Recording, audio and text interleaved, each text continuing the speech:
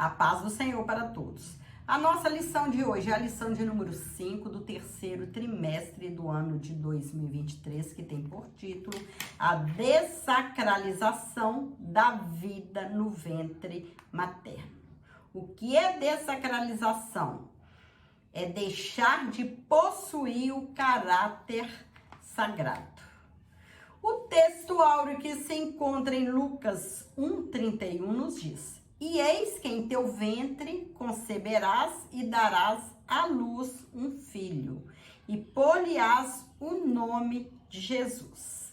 São as palavras do anjo Gabriel a Maria.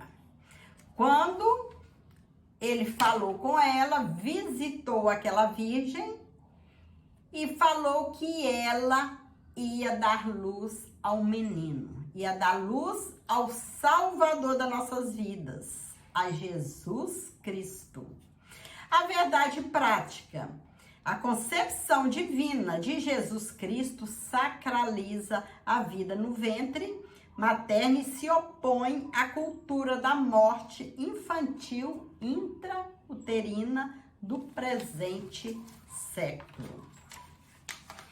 Dar à luz a um filho é um milagre de Deus, é uma bênção de Deus, que Deus dá de presente à mulher, ser mãe, né? Gerar um filho é bênção de Deus. Deus é o autor supremo da vida.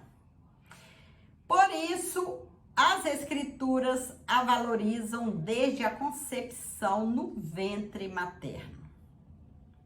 Desde o ventre materno, a vida é valorizada pela Bíblia.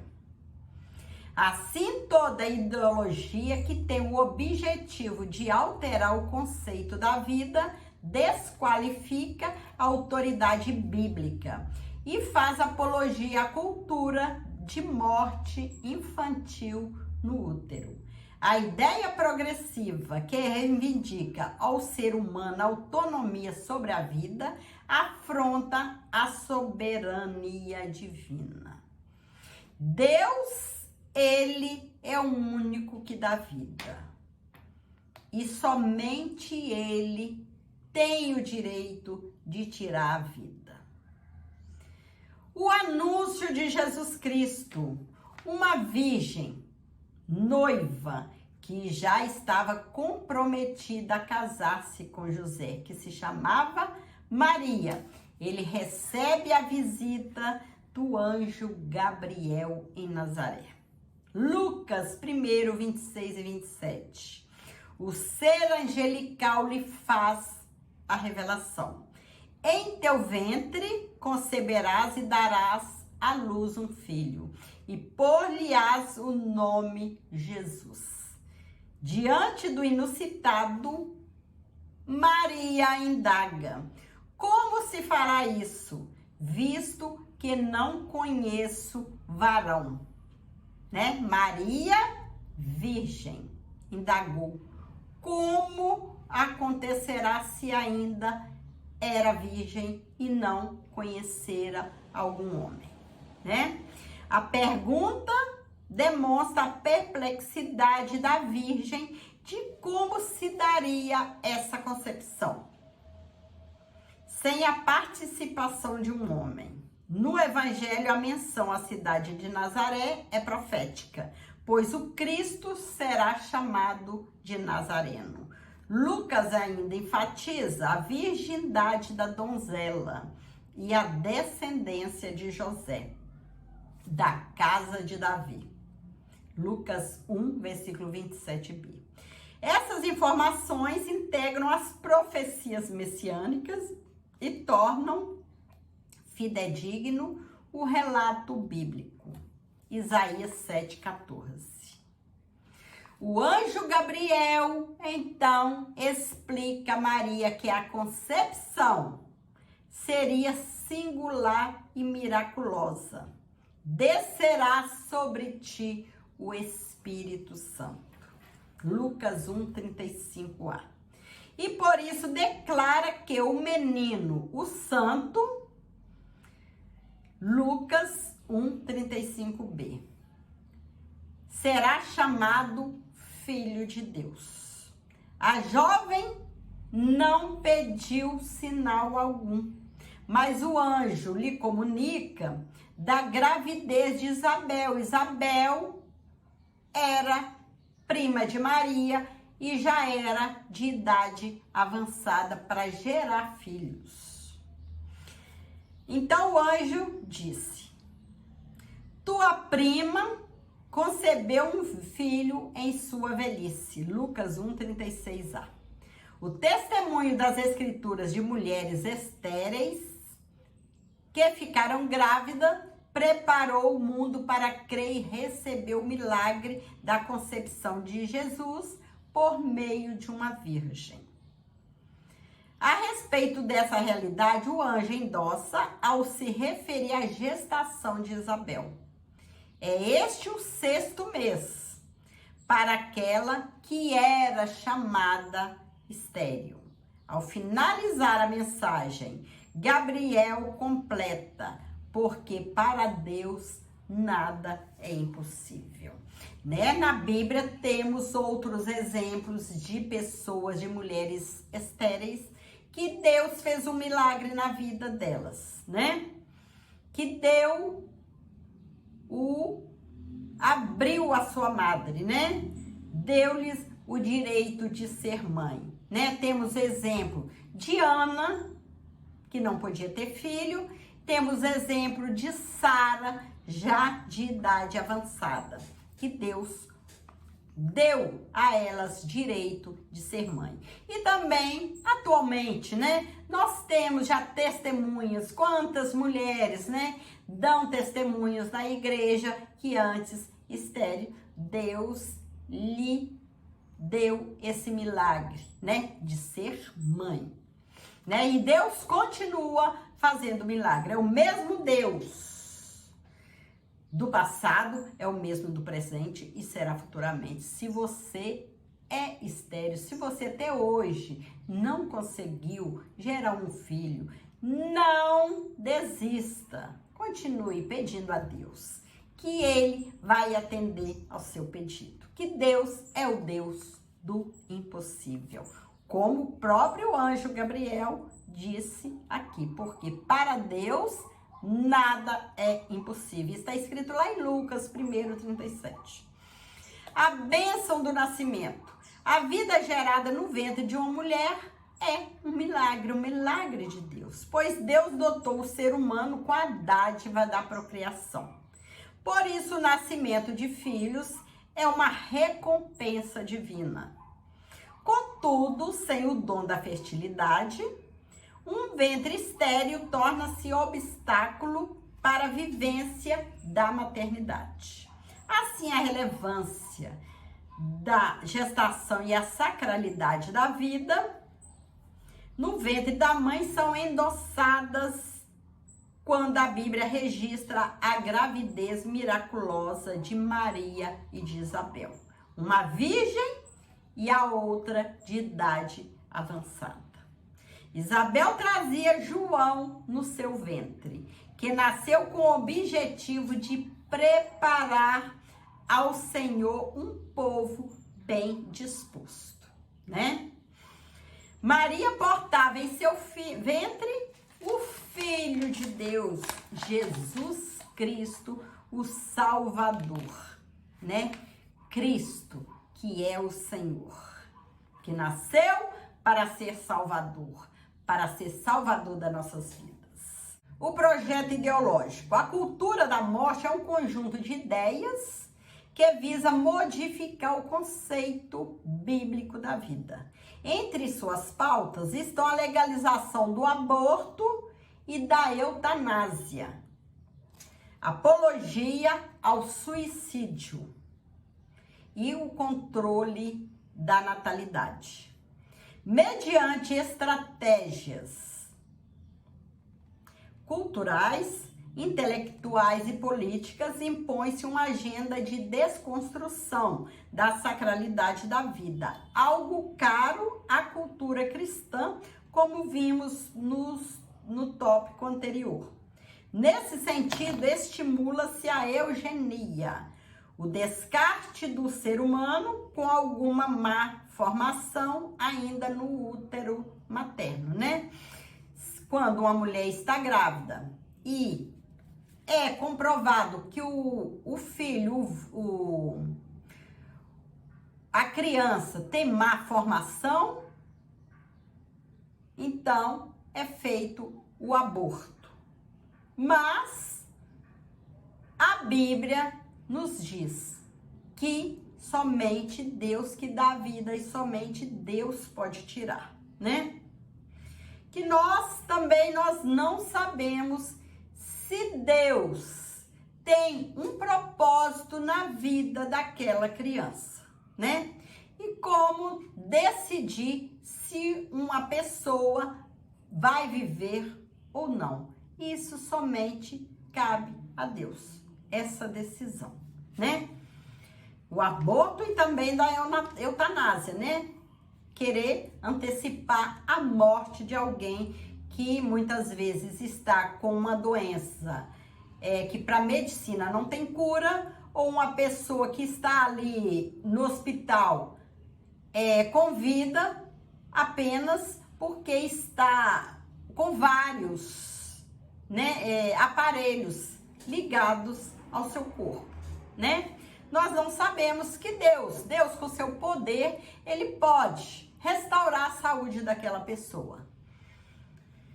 Então, como nós podemos tomar essa decisão, né? É uma decisão que cabe somente a Deus, que deu a vida. Então, somente ele pode tirar a vida. A maternidade é depreciada a fim de que a mulher não deseje ser mãe. O conceito de saúde reprodutiva é modificado para justificar o aborto como medida de saúde feminina. O direito à vida no útero é substituído pelo direito incondicional da mulher sobre o próprio corpo, que por meio do aborto decreta a morte do ventre do fruto do seu ventre, né? A mulher que vai decidir se ela quer ter esse filho ou não. Então, por que não toma essa decisão antes, né? Então, o aborto, segundo a Bíblia, é o mesmo, é tirar uma vida, né? É interromper o nascimento de alguém. O direito sobre o corpo. A cultura pós-moderna insiste que é direito do ser humano exercer autonomia sobre o próprio corpo.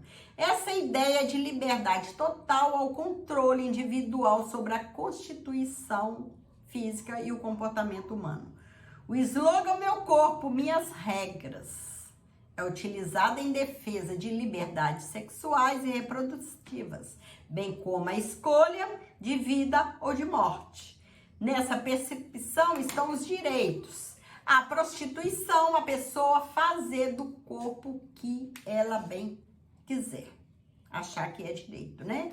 Que seja prostituir-se, que seja abortar, que seja a eutanásia, né? O tirar a própria vida, a pessoa decidir se quer viver ou não. E outras coisas mais, né? Qualquer opinião contrária é considerada violação da liberdade humana. Nesse quesito, as escrituras asseveram que o corpo deve ser nutrido e respeitado. Que embora livre, o ser humano, embora ele é livre, porém não tem o direito de profanar o seu corpo, como está escrito em 1 Coríntios 6,13. E que a vida só tem sentido quando está sob o domínio de Cristo. É Cristo que deve dominar as nossas vidas. É Cristo que deve direcionar, ser o guia das nossas vidas. O aborto é a interrupção do nascimento por meio da morte do embrião ou do feto. É o ato de descontinuar a gestação do ser vivo. O termo gestação vem do latim gestatione e se refere ao tempo em que o embrião fica no útero, desde a sua concepção até o seu nascimento. Nesse caso, o aborto pode ser não intencional ou provocado no período de gestação. Na lei mosaica, provocar a interrupção da gravidez da mulher era um ato criminoso, como está lá em Êxodo 21, versículo 22 e 23. No sexto mandamento, o homem é proibido de matar, o que significa literalmente não assassinar. Êxodo 20, 13. Os intérpretes do Decálogo concordam que a proibição do aborto está incluída nesse mandamento. Assim, quem mata um embrião ou feto atenta contra a dignidade humana e a sacralidade da vida no ventre materno.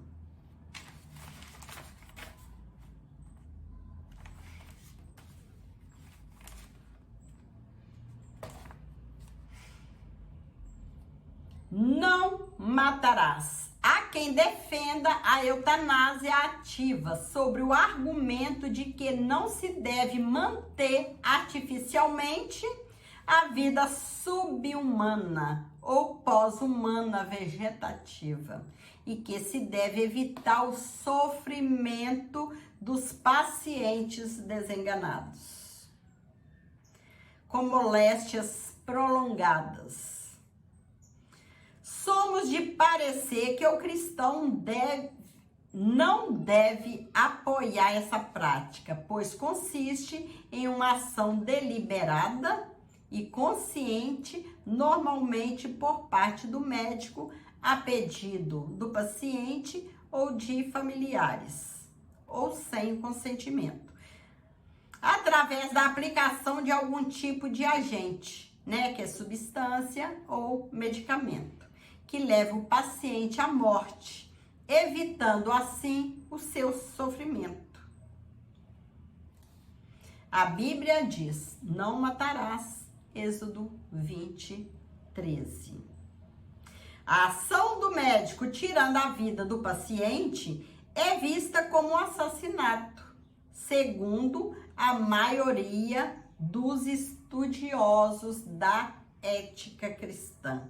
Tradicionalmente, se reconhece que a eutanásia é um crime contra a vontade de Deus, expressa no Decálogo, e contra o direito de vida de todos os seres humanos. A vida é inviolável. A vida humana é sagrada, pois ela é um ato criativo de Deus, o autor e a fonte originária do fôlego da vida.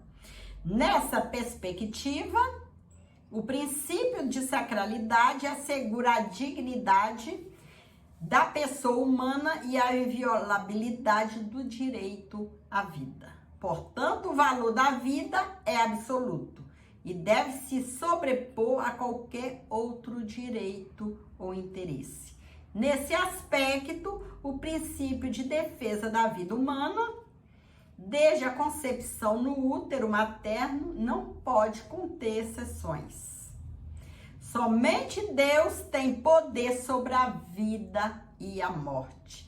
Em uma sociedade secularizada, o cristão precisa tomar cuidado com o relativismo, não fazer concessões e estar alerta quanto às ações da manipulação de sua consciência e o desrespeito à vida humana.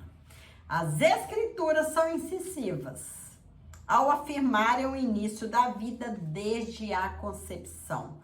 O profeta Jeremias afirma que a vida tem início na fecundação, né? Desde que o óvulo é fecundado, ali já existe uma vida, já existe um ser humano. Jeremias 1:5. O rei Davi corrobora que a pessoa conhecida e cuidada pelo Senhor desde a concepção. Salmo 139:13. Deus é quem forma o ser vivo dentro do ventre da mãe. Ainda o salmista afirma que Deus vê o embrião, ainda informe, e o homem em todos os processos formativos da vida intrauterina. Desde a fecundação até o nascimento e por toda a sua vida. Por conseguinte, de acordo com as Escrituras, a vida começa quando ocorre a união do gameta masculino ao feminino. Essa nova célula é um ser humano e possui identidade própria. E, portanto, o seu direito de nascer não pode ser interrompido por vontade própria, desejos ou caprichos humanos, né? Se Deus deu vida, somente Ele pode tirar. Ninguém tem o direito de interromper uma vida. Ninguém tem o direito de antecipar a morte de outra pessoa. A posição cristã, a posição dos cristãos, a igreja que mantém o princípio teológico da autoridade bíblica, 2 Timóteo 3,16, defende a dignidade humana e a inviolabilidade da vida desde a sua concepção. Ensina que a vida humana é sagrada em todas as etapas do desenvolvimento da vida e que não pode ser violada por nenhum tipo de cultura. 1 Samuel 2,6 ratifica que toda ideologia que seculariza os princípios bíblicos deve ser combatida. 2 Timóteo, capítulo 3:8. As Sagradas Escrituras defendem a dignidade humana e a inviolabilidade da vida desde a sua concepção, tal como a Igreja de Cristo deve fazer, né? A vida somente Deus dá.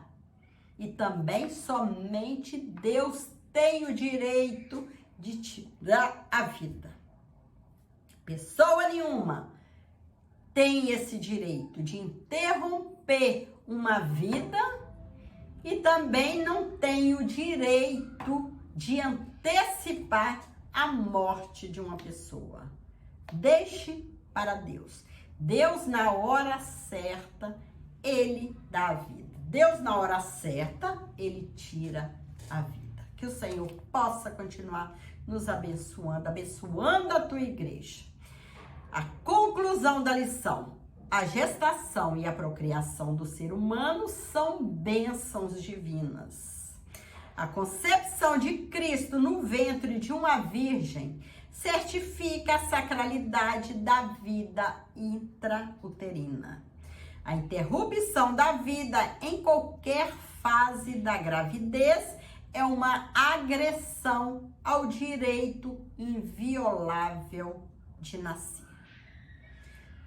A valorização da dignidade humana, o direito à vida e o cuidado à pessoa vulnerável são princípios imutáveis do cristianismo bíblico. João 10:10. Acerca do assunto, a Bíblia assegura que Deus é o autor e o detentor da vida humana. Somente Ele pode dar vida, somente Ele pode tirar a vida. Que o Senhor possa continuar nos abençoando. Que o Senhor possa continuar abençoando a tua igreja. Que nós, a cada dia, possamos ter mais e mais desejo de estudar a palavra de Deus, de ler a palavra de Deus, de meditar na palavra de Deus. Para a gente, a cada dia, saber o que é da vontade de Deus e o que não é vontade de Deus. O que é certo e o que é errado. E que nós possamos estar sempre do lado certo, que é o lado de Deus. Que o Senhor possa continuar abençoando sua família e continue estudando a Bíblia, ouvindo a palavra de Deus. Que Deus é maravilhoso. Jesus é o Salvador das nossas vidas. E vamos continuar assim, a cada dia, pedindo a Deus que aumente a nossa fé, que não deixe a nossa fé, que não deixe a gente enfraquecer, né? Fraquejar na fé. Que nós possamos estar sempre firmes e felizes com o Senhor. Fique com Jesus.